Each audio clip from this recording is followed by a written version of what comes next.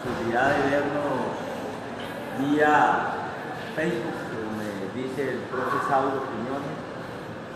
Ante todo quiero agradecerle a ustedes la presencia y al doctor Saulo que haya hecho posible que se polvara unas diapositivas que tenía o tengo sobre sarampión a raíz de un tema que está en boga en el día de hoy.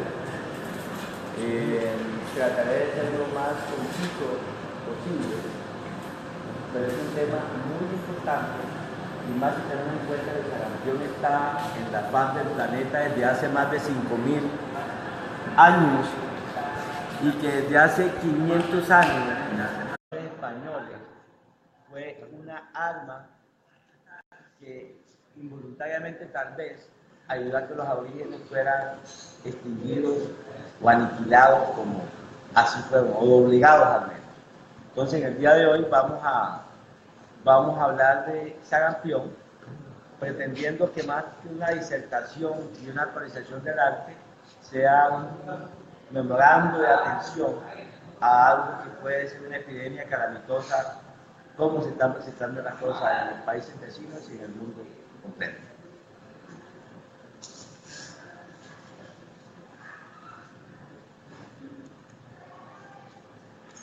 Este es el orden de cómo vamos a hablar de sarampión. ¿Qué es el sarampión? Obviamente la epidemiología, qué es lo que justifica su importancia como un problema de salud pública, la fisiopatología, sus manifestaciones clínicas, el diagnóstico, el laboratorio, el tratamiento, prevención y obviamente la bibliografía.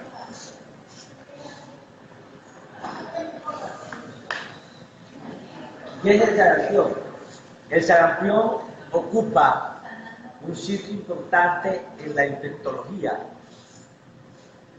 y de hecho hay una clasificación que habla de una serie de enfermedades exantemáticas, de la cual el sarampión es la primera enfermedad que ahí se conoce.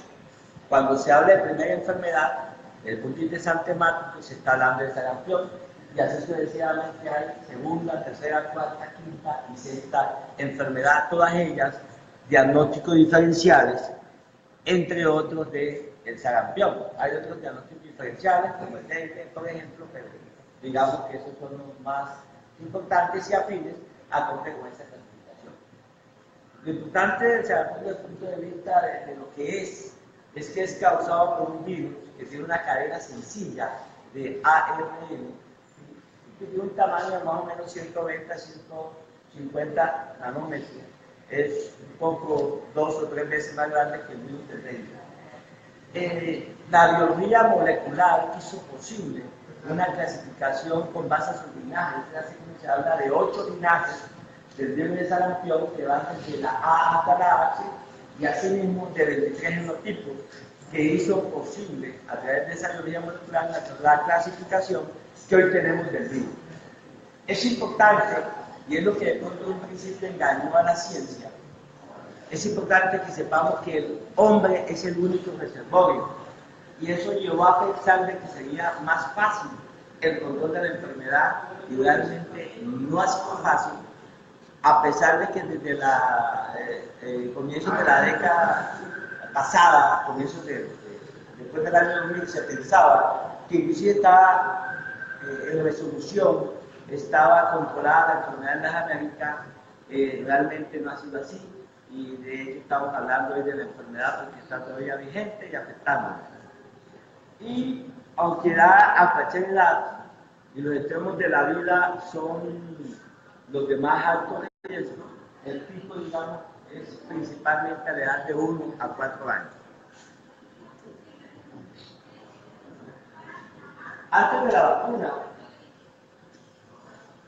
afectaba a más del 90% de la población una vez se habían cumplido los 20 años de edad, o sea que era algo calamitoso y realmente era un problema de salud pública incalculable en vida, en calidad de vida y también en sumas cuantiosas de inversión económica. Luego la historia cambió cuando en el año 1963 finalmente se autoriza el inicio de la vacunación contra el sarampión en los Estados Unidos. Antes de la vacunación, el comportamiento era un comportamiento endémico, global, cíclico, que se daba cada 3 años. En los países que tienen las estaciones se daba a finales de invierno, en los países de clima templado generalmente se daba en la primavera, y en los países tropicales como el que estábamos se daba en cualquier época del año.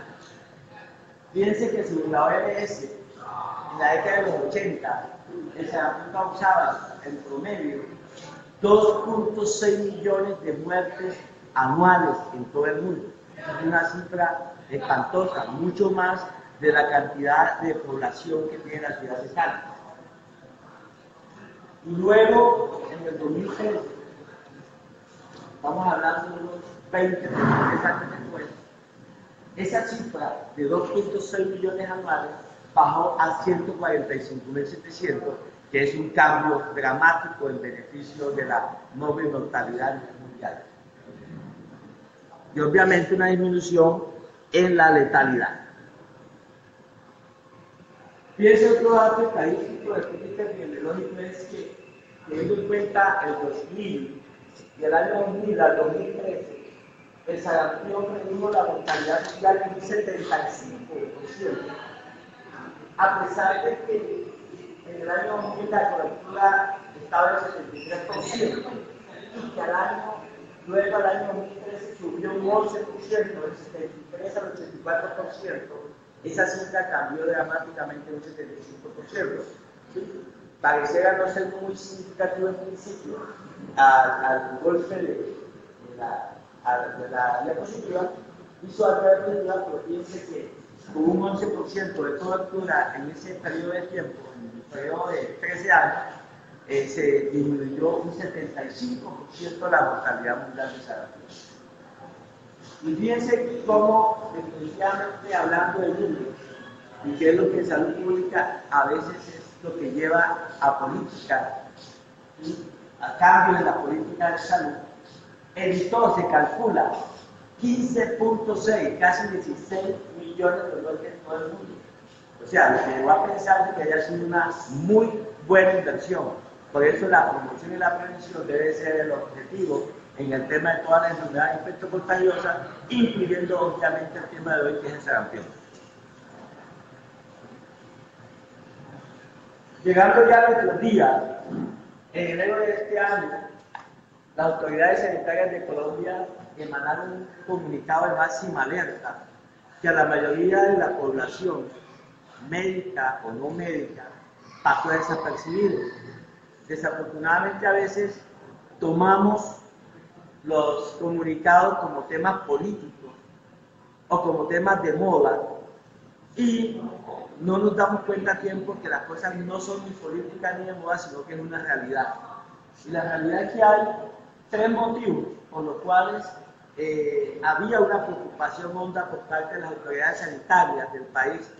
El primer motivo se da debido a que ya había reportes el año pasado de casos reportados de sarampión en 4 países de las Américas, como ven ahí Argentina, Canadá, Estados Unidos y principalmente Venezuela, que actualmente tenemos una alta migración y que precisamente los 2 casos que hasta hoy están confirmados de sarampión importados, pero no son autóctonos, son importados, son procedentes del vecino país de Venezuela.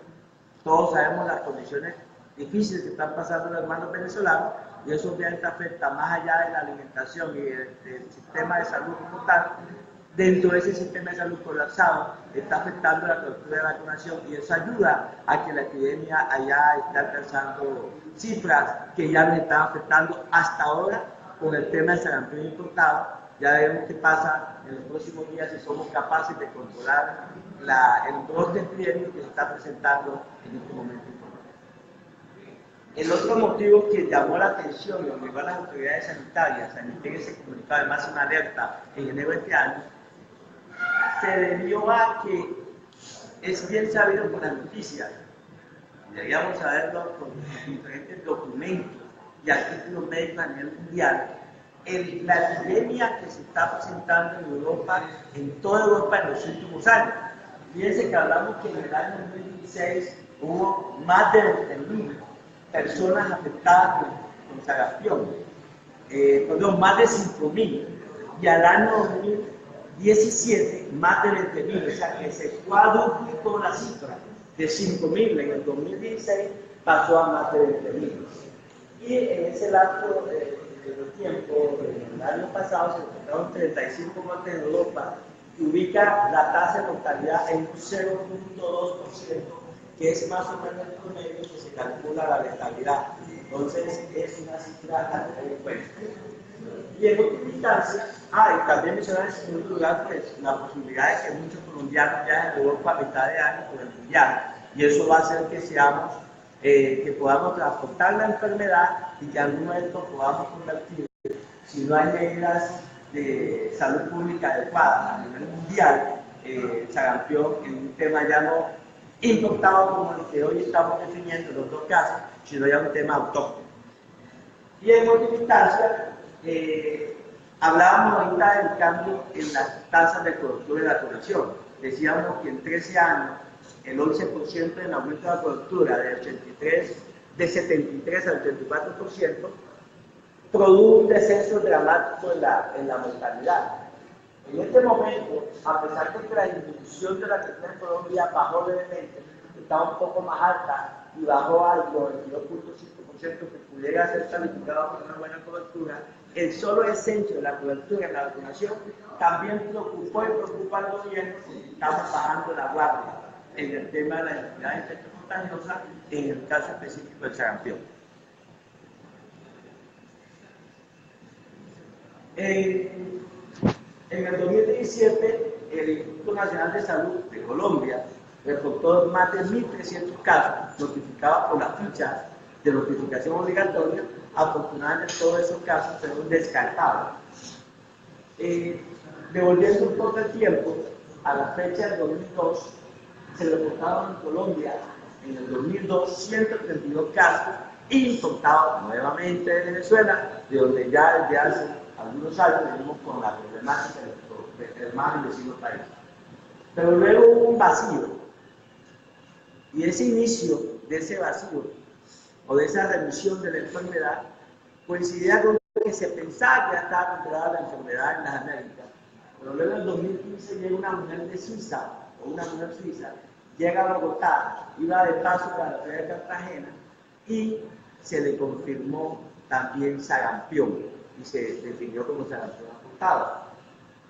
Finalmente, no pasó a mayores, siguió comportándose el sarampión como algo importado, no como algo autóctono, y este año, a la fecha, en este mes, primera semana el primer caso, segunda semana el segundo caso, ya se confirmaron en Colombia 2 casos de sarampión importados del país de Venezuela.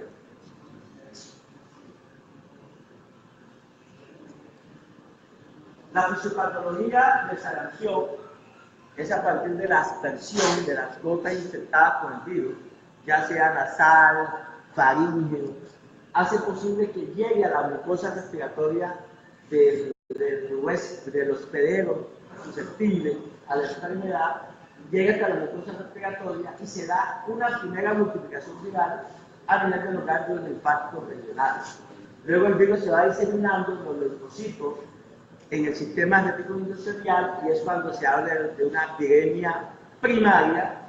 A continuación se lleva a cabo la necrosis de las células endoteliales infectadas, se libera una cantidad mayor del virus y se lleva a cabo una reinvasión de los leucocitos, llevando consigo lo que conocemos como una viremia secundaria.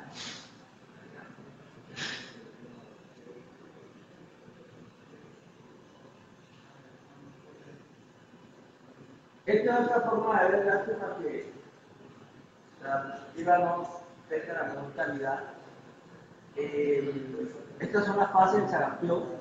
Tenemos una fase inicial que se conoce como incubación, una segunda fase prodrómica, una tercera fase exantemática y finalmente la fase descamativa que ya cae en la fase también conocida como fase de resolución o de convalescencia.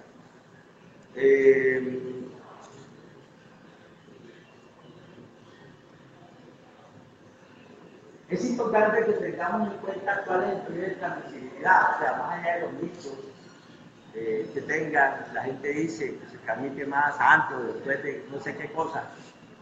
Fíjense que el periodo de transmisibilidad comprende 4 días antes y después del inicio del exantema. Ahorita veremos en las manifestaciones clínicas cómo van apareciendo los diferentes síntomas que van a hacer posible que hagamos un diagnóstico inicialmente clínico de la enfermedad.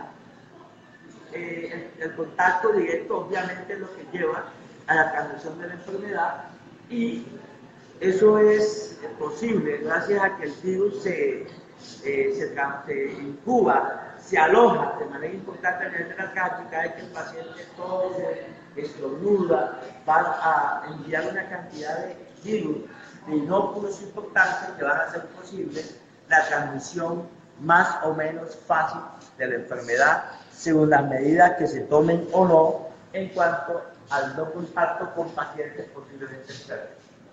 Y pasando al tópico de manifestaciones clínicas, en términos generales, inicialmente tenemos una fiebre alta, común en todas o casi todas las enfermedades antemáticas o todas, la mancha de Poclí, la tos, la coriza, la conjuntivitis y el famoso exantema. Ahorita, en un momento, vamos a desglosar cada una de estas sintomatologías y cómo van apareciendo con el fin de que podamos oportunamente hacer el diagnóstico diferencial y no nos quedemos pensando simplemente que es alguna de las diferentes enfermedades, que es una rociola o que es un posible dengue, no quitándole la importancia que todas y cada una de esas enfermedades tienen en su momento. En esto deben estar muy atentos al tema del sarampión, porque hay unas complicaciones de muy alta letalidad.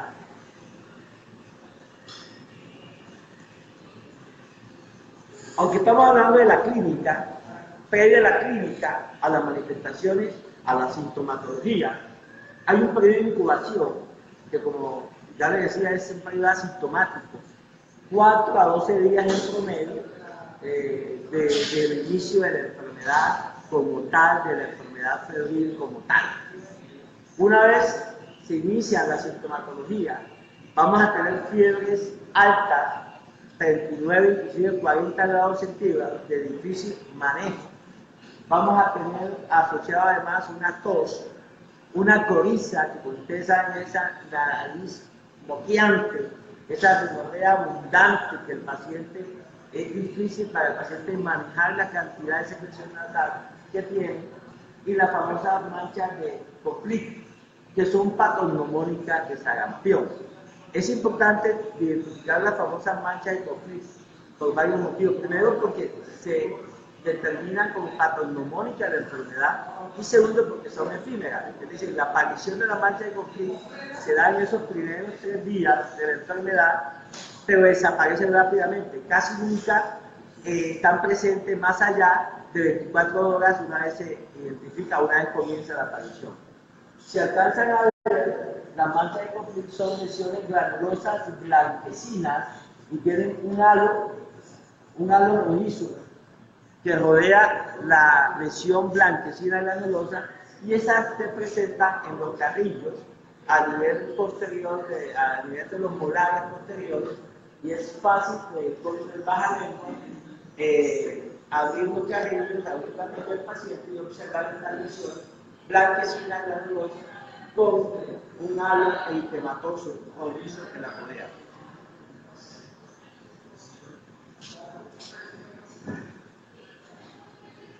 Esto es otra forma de ver cómo evoluciona la enfermedad acorde con los diferentes días. Fíjense que hablábamos de la viremia primaria alrededor del segundo o tercer día, de la viremia secundaria al final de la segunda semana, y de cómo al final de la segunda semana, 14 días en adelante, ya comienza la disminución, no solamente la sintomatología, la desaparición de la viremia del virus en sangre, en la medida en que va aumentando, en que ya se va adquiriendo la inmunidad, que como ustedes saben es permanente en el caso del sarampión.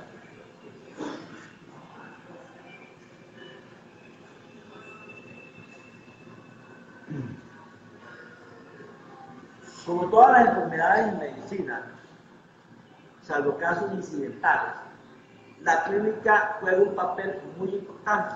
A pesar de que estamos hablando de la confirmación de la enfermedad, no está de más recordarles que el diagnóstico es eminentemente clínico. Y como toda enfermedad infectocontagiosa, hay que tener en cuenta las manifestaciones clínicas, hay que tener en cuenta la epidemiología y obviamente la confirmación del laboratorio si es una enfermedad. En el caso del sarampión debidamente identificada, y más adelante hablaremos de cómo hacer el diagnóstico específico. En términos generales, si hacemos un cuadro hemático, lo usual que vamos a tener es una leucopenia con leucocitosis. Si hay sobreinfecciones bacterianas o virales, es posible que se altere un poco esa fórmula, pero en general hay esa definición. También pueden buscarse células gigantes a nivel del moco nasal y orina, que ayuda a hacer el diagnóstico.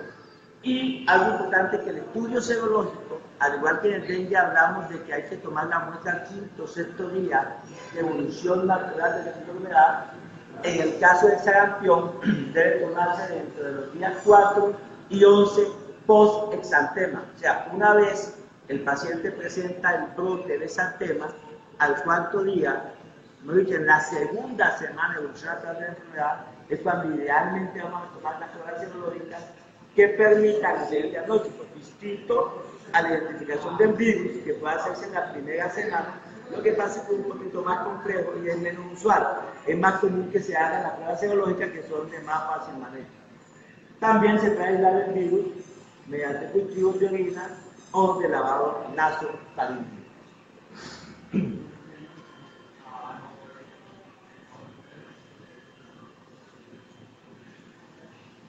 Desde el punto de vista del diagnóstico del laboratorio, tenemos las pruebas serológicas que son las que más usamos, la IgM, la IgG.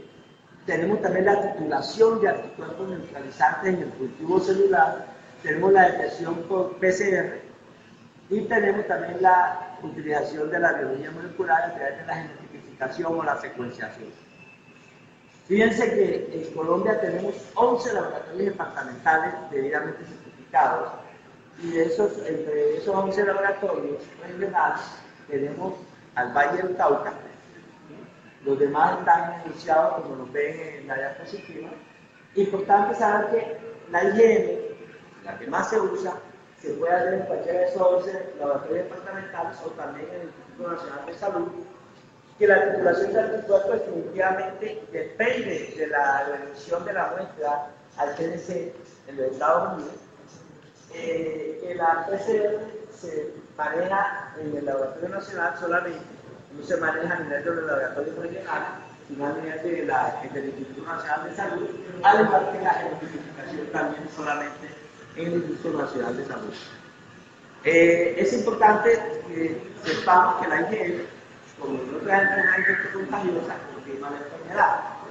Pero si tomamos la IgG, debemos tomar una segunda muestra y en el caso del sarampión se considera confirmatoria de la enfermedad cuando se aumenta 4 veces el título de esa IgG en el curso de una semana cuando se toma la muestra. En la segunda semana de evolución natural de la enfermedad. Hablábamos de las complicaciones, pero aquí tenemos algunas que pudieran ser aparentemente comunes y elementales, pero en términos generales las complicaciones pueden darse por el mismo virus o por subinfecciones de otro tipo de virus o de bacterias, así como puede presentarse media aguda, neumonía, que tiene una característica importante del hallazgo de células denominadas células gigantes de Hershey, globulanismo, traqueitis, bronquiolitis, diarrea, vómitos, inclusive confusiones de virus. De todas estas complicaciones, las de más alta letalidad son el sarampión negro y la panencefalitis esclerosante. Más adelante veremos un poco más estas dos complicaciones, siendo todas importantes, digamos que son las de mayor letalidad y las que hay que estar muy atentos en la evolución del paciente. Aquí tenemos el caso de un paciente con sarampión negro. Fíjense, aprovecho, en los primeros 3 días del exantema, el exantema es maculopapular rojizo y desaparece la digitopresión. Luego, en la medida que va evolucionando la enfermedad, ese exantema, inicialmente rojizo, se va a convertir en algo, en un color pardo, oscuro, que ya no desaparece a la lipopresión. Y es una aparición cefalocaudal, en el caso de sarampión generalmente aparece detrás de las orejas, luego se va hacia la frente, de la frente baja a las mejillas, va al cuello, va al tórax, va a las extremidades superiores, va al abdomen y finalmente a las extremidades inferiores. Y esa forma como el exantema se va generalizando es la misma forma, incluso como luego va desapareciendo. Pero cuando ya hay una complicación del sarampión negro como tal, en el cual va a haber no más que una sangrado a nivel cutáneo, esa lesión oscura que ustedes ven no es más que un sangrado a nivel cutáneo. Y es un paciente que generalmente está asociado a trombocitopenia y es de muy mal pronóstico este tipo de complicaciones.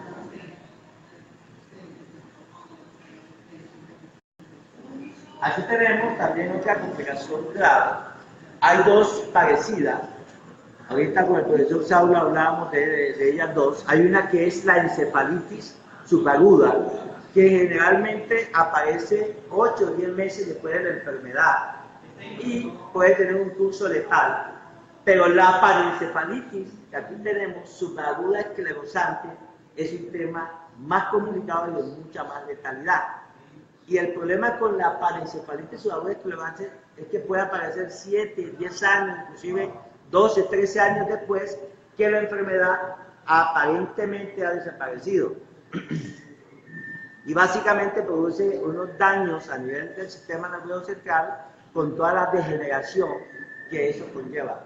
Eso se produce debido a que el virus pierde la capacidad de producir la proteína M, que es la proteína de membrana, y al no producir esa proteína M queda como frágil, queda un virus débil, se aloja en las neuronas a nivel del sistema nervioso central y las neuronas lo cuidan durante un tiempo, sobrevive gracias a ese alojamiento que le dan las neuronas a nivel central. Pero luego, 7 o 10 o 12 o 13 años después, ese virus que se comporta de manera lenta sale, produce unas secuelas que pueden comenzar simplemente con cambios en el comportamiento, cambios en la personalidad, estados de aparentemente estrés en el paciente, comienza a hacer fasciculaciones, comienza a hacer convulsiones y definitivamente una vez el estado de esta complicación es letal, porque hay una degeneración progresiva, paulatina y relativamente rápida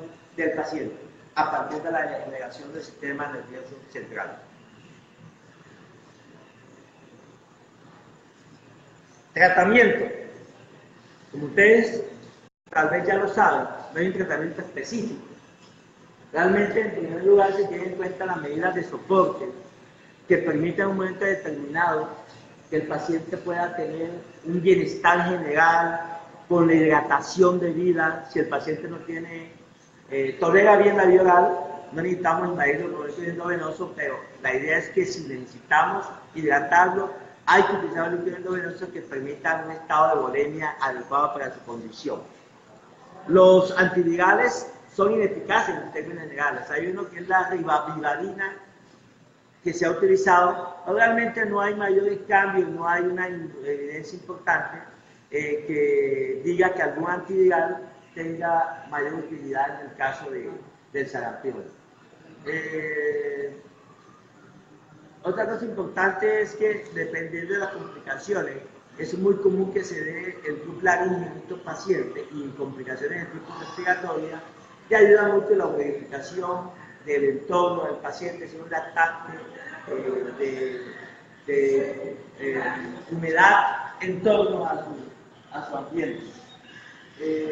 El uso de antibióticos es importante, es muy importante que no lo tengamos como un protocolo de rutina. Los antibióticos tienen una indicación específica y va a depender de lo que clínicamente hayamos identificado y de lo que con los exámenes que tengamos a la mano podamos ir confirmando o deduciendo si hay realmente una infección bacteriana que justifique el uso de antibióticos.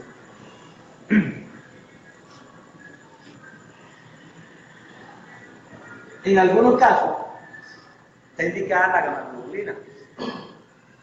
Realmente no es de rutina en todos los pacientes con sarampión y en algunos casos puede usarse en pacientes inclusive inmunocompetentes, pero es más usual que usemos la gamma-globulina en pacientes inmunosuprimidos, ya sea por infecciones o por causas primarias o secundarias, por malnutrición. Debemos usar en mujeres embarazadas y la dosis generalmente va de 0.25 mililitros por kilo a 0.5 mililitros por kilo. Va a ser más alta en la medida que el paciente sea inmunosuprimido. Va a ser más baja, al caso de 0.25 si el paciente es inmunocompetente.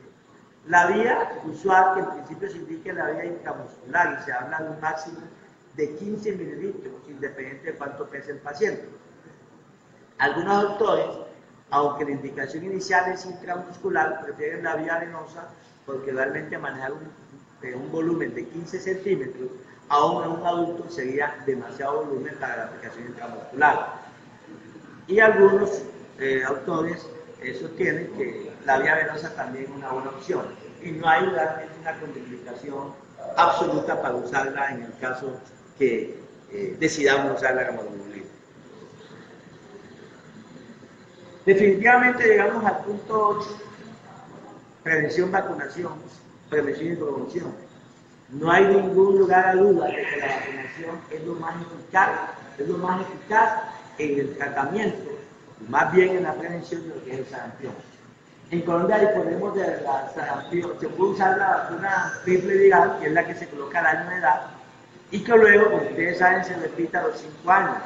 En algunos países disponen a los 4, 5, 6 años, aquí el esquema que conocemos como el PAI, lo utiliza al año y al 5º año de vida.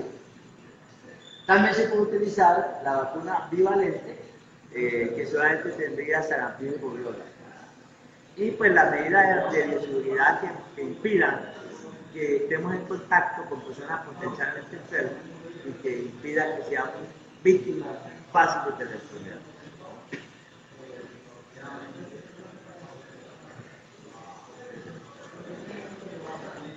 Desde el punto de vista de protocolo, lo más cercano es que todos los niños y niñas que cumplan 12 meses deben vacunarse con la primera dosis, la triple viral, que cubre no solamente contra el sarampión, sino contra la rubiola y la parotiditis.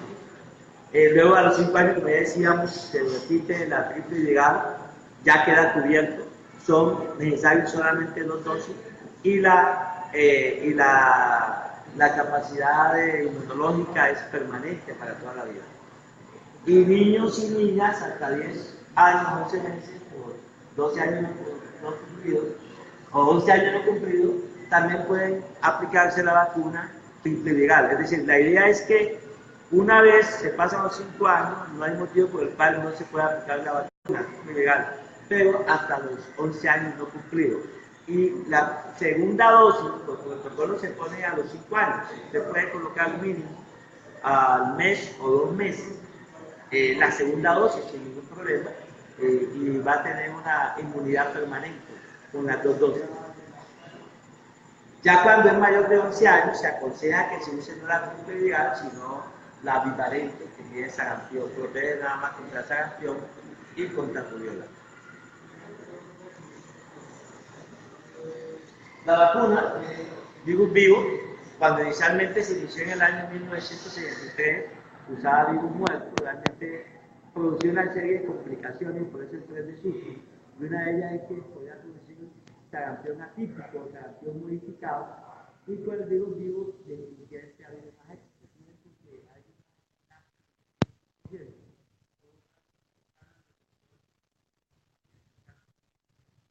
la inmunidad, como ya dijimos, es permanente y el esquema compensa en dos dosis, o al año 5 años en el plan ampliado de inmunización normal, o espaciado por 1 o 2 meses para que permita que no haya interferencia entre una dosis y la otra y que genere la inmunidad permanente.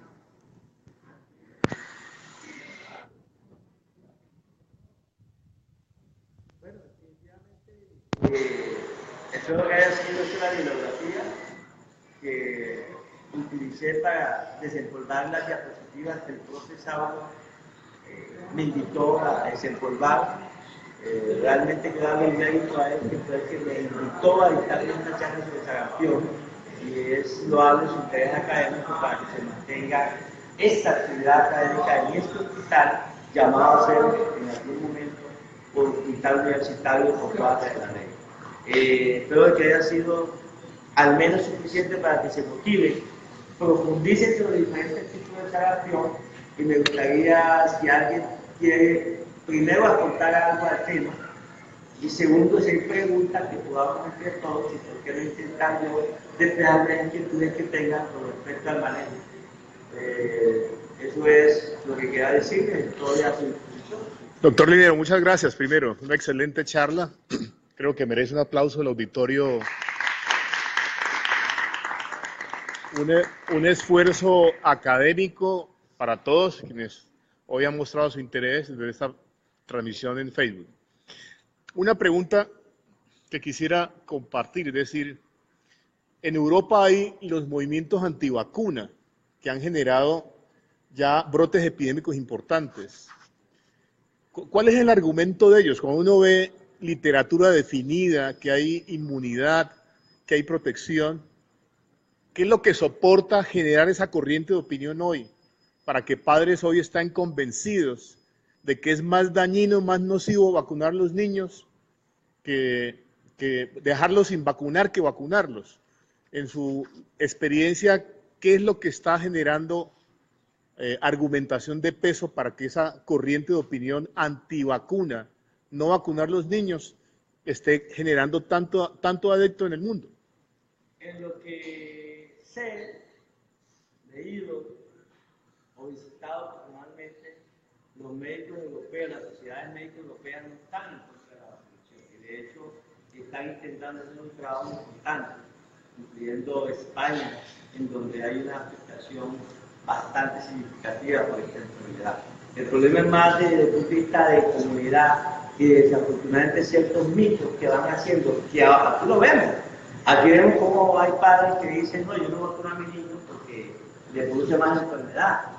Y realmente es más un tema de salud pública, en la medida en que la promoción y prevención llegue al convencimiento a la comunidad no médica, que hace la más difícil de convencer, que la vacuna salva vidas. Si hay algo que ha salvado vidas, ha sido la vacuna. Y hablando de sarampión, fíjense cómo en ese periodo de tiempo de 13 años, en la década, desde el 2000 al 2013, fíjense que estamos hablando de 16, casi 16 millones de personas. Entonces, hay que convencer a la comunidad y evitar que nos llegue la contaminación de los mitos, que de pronto nos lleven a bajar la guardia en la postura, tanto a la comunidad médica como a la no médica. En 13 años se salvaron casi 16 millones de vidas, que son la tercera parte de lo que tiene Colombia en población.